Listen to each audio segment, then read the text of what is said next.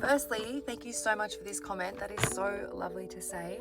Secondly, okay, bullying. Let's talk about it. So, in high school, yes, there are going to be bullies. And when you're an adult, there are also going to be bullies. We need to know how to deal with that so that they don't affect us the rest of our lives. It is very common for people to get bullied in high school or primary school and then carry that through for the rest of their lives, believing what the bullies have said about them. So what I hope is that I'm going to teach you guys how to not let that happen. I was told I was the big girl because I was tall and I was fat.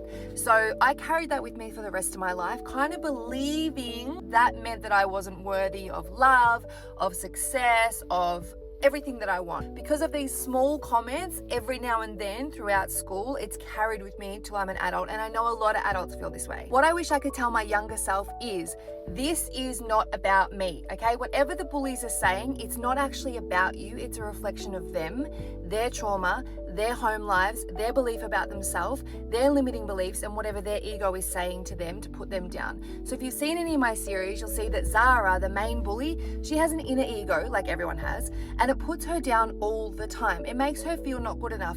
So therefore, because she's putting herself down, she feels like she has to put others down to feel better about herself, to get that emotional poison out of her body and into other people. Now, if you are the receiver of that emotional poison from a bully, what you've got to do is remember that this is not about me. I literally wish I could get those words tattooed on my fingers so that I can remember that, because it is so true and it is so important to remember in the moment. Sometimes it's not easy though.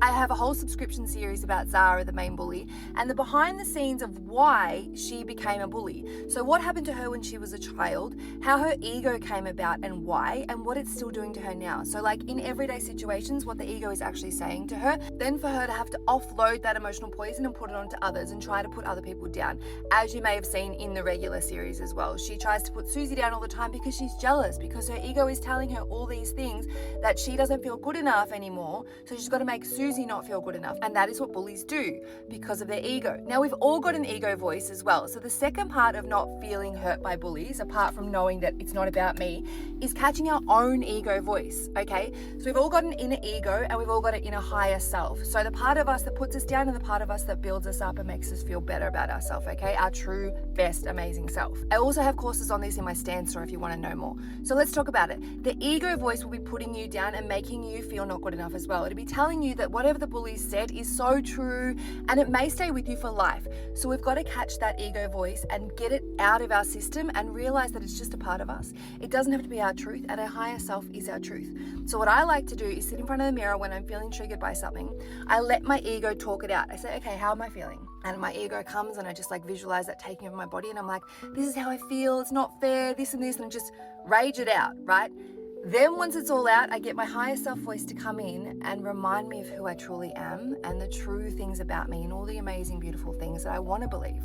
So sometimes it might feel fake at first. If you're forcing yourself to say nice things about yourself, that's okay. You're retraining your brain to actually think positively and be confident. So then it'll say things like, you're amazing, I love you, like, this is all okay, this is not about you. Remember that they have triggers, that they have trauma.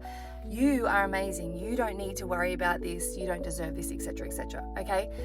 Those are the two things that I do most of all to help with bullying or any triggers or any emotional turmoil. I hope that helped you, and I love you. And thank you so much for continuing to support me and watching my series. I'm so glad that you guys are here, and I'm so, so glad that it's helping you.